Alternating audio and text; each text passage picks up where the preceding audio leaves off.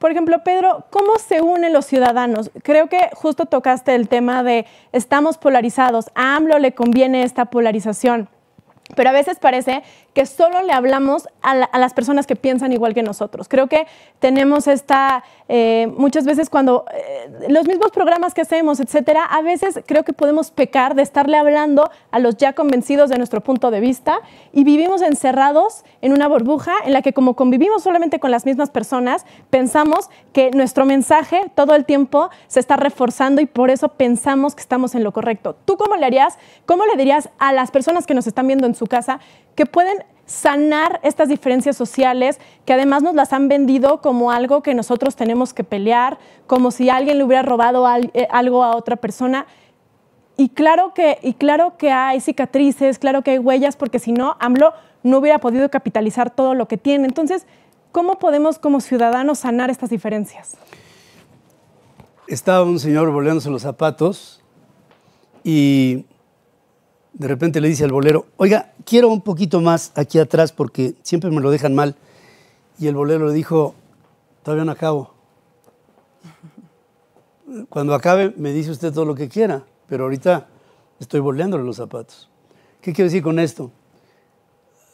Los tiempos de la política tienen un periodo de caducidad.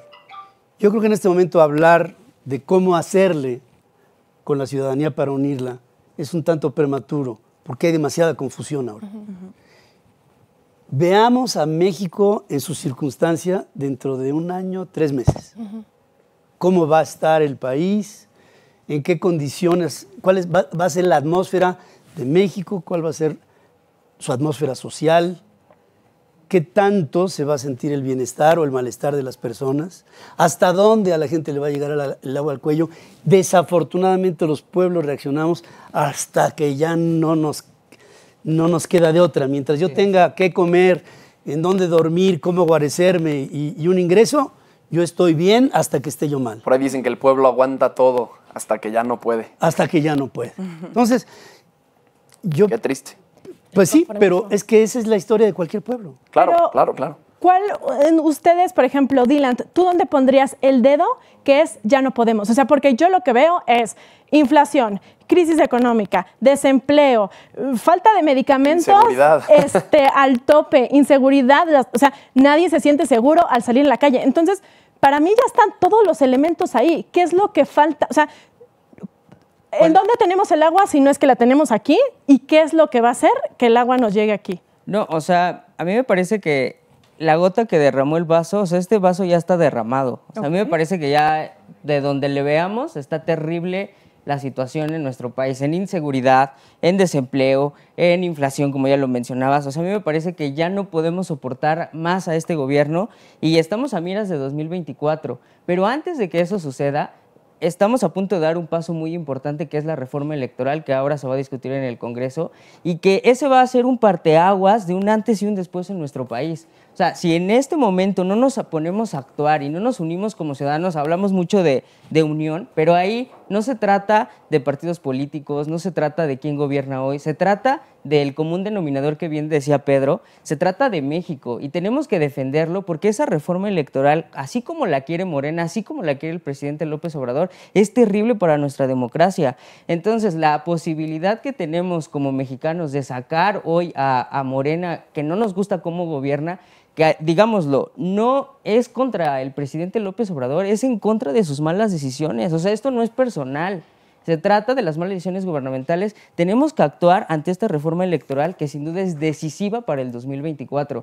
Pedro, bueno, viene de la ciudadanía, quiso en su momento buscar la candidatura independiente para la presidencia de la República. Sin duda las palabras que él nos menciona son 100% de un ciudadano que en su momento tuvo cercanía con Frena, ¿no? Que me parece que es un movimiento en el que no se trata de estar en contra del presidente López Obrador, se trata de las malas y terribles decisiones que tienen hundido a este país en inseguridad, en desempleo, en inflación, en 4 millones de nuevos pobres. Entonces me parece que, y ya nos lo dirá Pedro, que no se trata de estar en contra del presidente, se trata de estar en contra de sus decisiones. No sé cómo O a lo favor veas de tú. México. Y a Claro. favor de México. Del bienestar. Al final es lo que todos buscamos, ¿no? Un país mejor. Que México sea un país mejor para todos. ¿Quién sabe si todos? O sea, la mayoría, al ¿Quién final sabe para si todos eso la buscan eso, oposición Ya está vimos luchando justamente para poder generar un mejor gobierno. ¿Por qué? Porque queremos un México mejor. Pero así ¿no? debe ser. O sea, Y es lo así que debe todos ser. O sea, quisiéramos. se debe de generar una circunstancia para que exista un mejor gobierno. Claro. No para terminar en un retroceso, o no para terminar...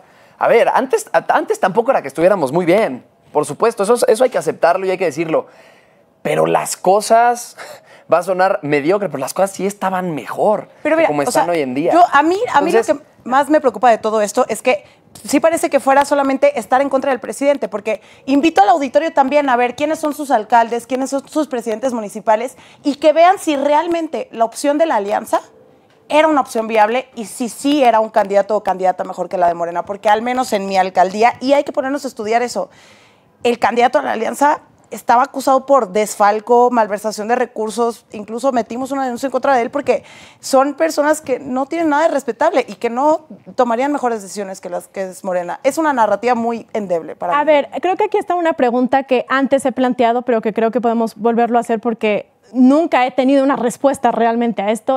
Mencionamos todo lo que Morena hace pésimo. O sea, podríamos tener aquí un pergamino que llegara a la calle de todos los errores de Morena. Fácil, Pero es que fácil. parece que tenemos el mismo pergamino de la misma longitud de la oposición, porque es justo eso, ¿por qué después de tantos errores? O sea, Andrés Manuel López Obrador no lleva 2 años de gobierno. Bueno, lleva 3, ya casi 4, ya lleva 4. Entonces, en tanto tiempo que lo ha hecho tan mal, ¿por qué no estamos aún convencidos de otra opción? ¿Dónde está esa opción y por qué no nos convence? Hay 3 cosas que hay que hacer en México hoy para rescatar al país. Estado de Derecho. Estado de Derecho. Y Estado de Derecho. Esas son las 3 cosas que hay que hacer. Hay que entender que lo que tenemos que hacer es respetar la ley. Si el presidente de la República dice como premisa, no me salgan con que la ley es la ley. Claro. Estamos hablando de una persona que no está entendiendo que un pueblo se rige en función de una constitución política que le hace convivir. O sea, el primero que está rompiendo la regla de oro y varias veces. de la ley es el que supuestamente tendría que imponerla. Primero proponerla. Y si no funciona la propuesta, entonces la imposición. O sea, el Estado, concentrado en un gobierno, tiene que ser el garante de que la Constitución se cumpla a carta cabal. Claro. Eso es lo primero que hay que hacer. Y para eso hay que regresarle.